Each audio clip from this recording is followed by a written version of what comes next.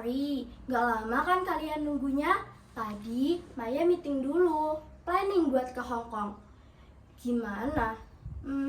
Gimana ya? Tadi pengennya sih secret dulu, tapi ya udah deh. Jadi gini, ada brand sepatu remaja di Hong Kong yang pengen di-endorse sama Maya. Pemotretannya juga di sana selama 2 minggu. Bagaimana? Ya doakan saja. Kalau semuanya lancar, pengennya sih sekalian liburan ke Eropa. Pengen sekali lihat-lihat kampus di sana. Maya kan sebentar lagi lulus SMA. Kuliah di Indonesia. Ya, kita lihat nanti deh. Soal yang mana? Oh, soal gosip itu. Maya sih mau komen ya. Orang kan bebas bikin komentar. Maya nggak bisa ngatur-ngatur apa yang dipikirkan orang lain tentang Maya. Maya nyantai-nyantai aja kok. Apa? Oh iya dong. Maya senang followers Maya tiap hari terus nambah. Tapi Maya nggak nyari followers kok. Yang penting Maya melakukan apa yang Maya suka. Main sinetron. Belum ada yang cocok sih. Maya masih nyaman begini. Ya udah ya kakak-kakak, segitu dulu. Terima kasih. Halo? Iya, Mbak Lucy. Iya. Tadi manajemen Maya sudah bicara kok soal kontrak. Iya. Brandnya beda kok. Iya, nanti sekalian di Singapura ya. Nanti Maya mampir. Iya tante, bye.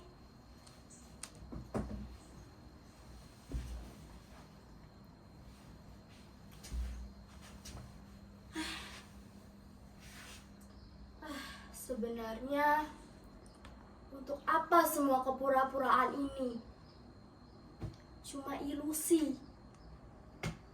Aku semakin tidak bisa membedakan mana diriku yang sebenarnya dan mana diriku yang cuma ilusi.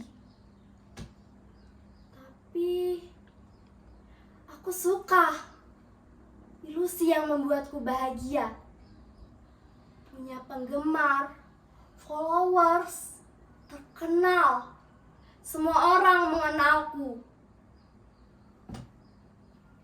Tidak seperti kenyataan yang sebenarnya. Makin lama, aku makin percaya. Walau aku tahu semua ini palsu, pura-pura. Dan lama-kelamaan, aku seperti tidak bisa keluar lagi. Ketika aku kembali ke dalam diriku yang sebenarnya, dunia yang sebenarnya, aku merasa menjadi orang asing. Aku merasa kesepian. Tidak bisa lagi aku berbaur dengan siapapun. Ibu, ayah, ataupun teman-teman. Kepalaku isinya cuma ilusi, pencitraan, semuanya palsu.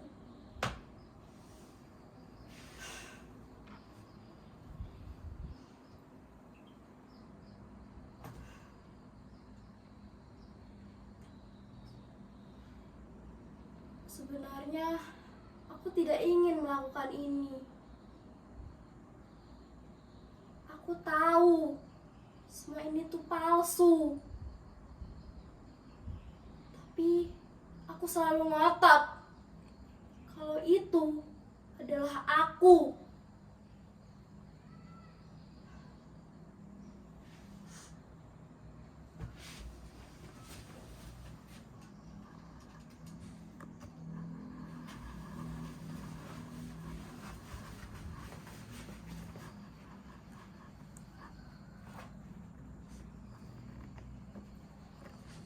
Kalau sudah semua dicuci, cabai, bawang, serai, daun jeruk kita iris-iris sampai halus. Simpan di mangkuk. Kita tambahkan garam, gula, air jeruk nipis, kita aduk sampai rata. Sekarang kita panaskan minyak di wajan. Lebih bagus lagi kalau pakai minyak kelapa. Kita tunggu sampai panas. Kalau sudah, kita siramkan ke dalam mangkuk. Praktis kan? Tara, ini dia sambal mata Bali. Jadi guys, ternyata tidak semua sambal itu diulek. Ada yang diiris-iris seperti sambal mata Bali atau sambal dabu-dabu Manado yang barusan kita buat. Segini dulu ya mengenal Indonesia lewat sambal. Ditunggu komen-komennya. Selamat mencoba, selamat makan Indonesia. Tinggal diedit. Minggu depan posting pas weekend.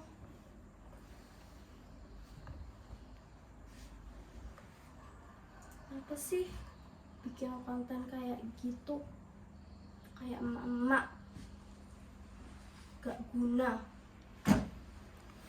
Selalu saja ada yang berkomentar seperti itu. Kurasa ini komentar ke 823.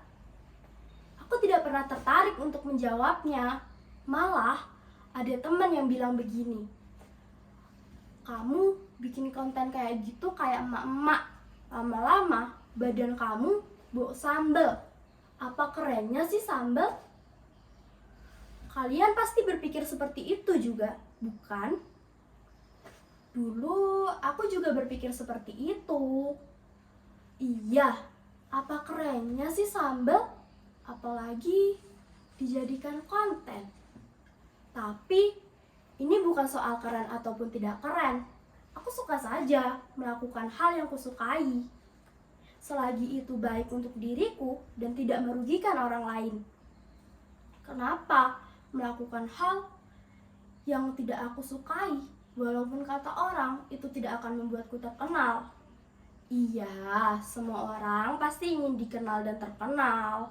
Tapi emangnya kenapa kalau tidak terkenal? Setelah aku mengenal berbagai macam sambal, aku jadi tahu ternyata ada banyak sekali jenis sambal di Indonesia ini. Aneh-aneh dan rasanya juga bermacam-macam. Ada yang pedas menyengat kayak sambal dadak atau sambal cibiuk di Sunda. Kalian harus merasakan bagaimana galaknya sambal yang satu itu. Atau sambal yang pedas hangat kayak sambal ijo di masakan Padang. Sambal itu digiling setelah direbus. Bayangkan sambal ijo itu ditaruh di atas daun singkong rebus di atas nasi hangat. Pokoknya dari Sabang sampai Merauke ada banyak sekali sambal di Indonesia ini. Sambal-sambal itu dipadu-padankan dengan berbagai macam olahan, seperti udang, terong, ikan, dan juga terasi. Di Sumatera namanya sambal belacan. Dari pamanku, aku dapat info, katanya di kampungnya di Payakumbuh ada yang namanya sambal unja. Ikan yang sudah digiling dengan cabai dimasukkan ke dalam bambu lalu diletakkan di atas bara. Ya kayak lemang. Itu untuk konten berikutnya. Entah kenapa kebanyakan masyarakat Indonesia ini memang suka sekali dengan sambal. Kata papaku, kunci rumah makan itu ada di sambalnya. Kalau sambalnya enak, masakannya pun ikut enak. Dari semua jenis sambal yang telah kubuat, aku sekarang jadi tahu kalau sambal bukan hanya sekedar sambal, tapi juga berhubungan dengan kondisi wilayah dan budaya mereka tinggal. Asal kalian tahu, itulah mengapa masyarakat di dataran tinggi atau pegunungan cenderung memiliki sambal yang jenisnya lebih banyak dan beragam ketimbang masyarakat yang tinggal di dataran rendah atau pesisir. Sambal mereka lebih pedas, sedang sambal-sambal dari daerah dataran rendah pedasnya bercampur manis dan asam. sambal yang bahan-bahannya diiris-iris. Sebenarnya sudah terlalu sering aku sakit hati. Bukan oleh mereka yang mengomentari kontenku, tetapi oleh para lelaki yang justru mengomentari dandanan, pakaian, bentuk rambut, sampai wajah dan bentuk tubuhku. Nah, gitu. Sekarang kamu kelihatan lebih cantik dan seksi. Banyak yang seperti ini. Bahkan ada yang lebih kurang ajar lagi.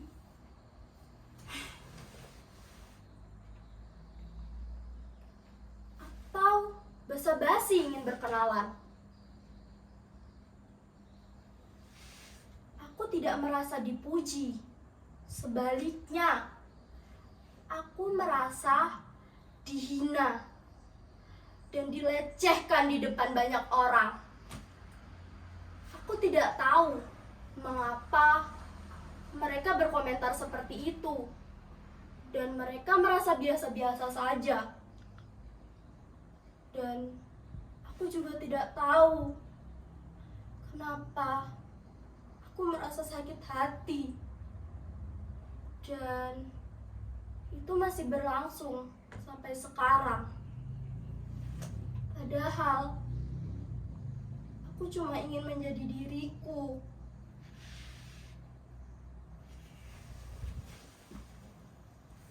Halo? Halo, Mai? Iya? Lagi nyantai nih. Kenapa? Loh, kamu di mana, Maya? Maya? Maya? Kenapa menangis? Maya?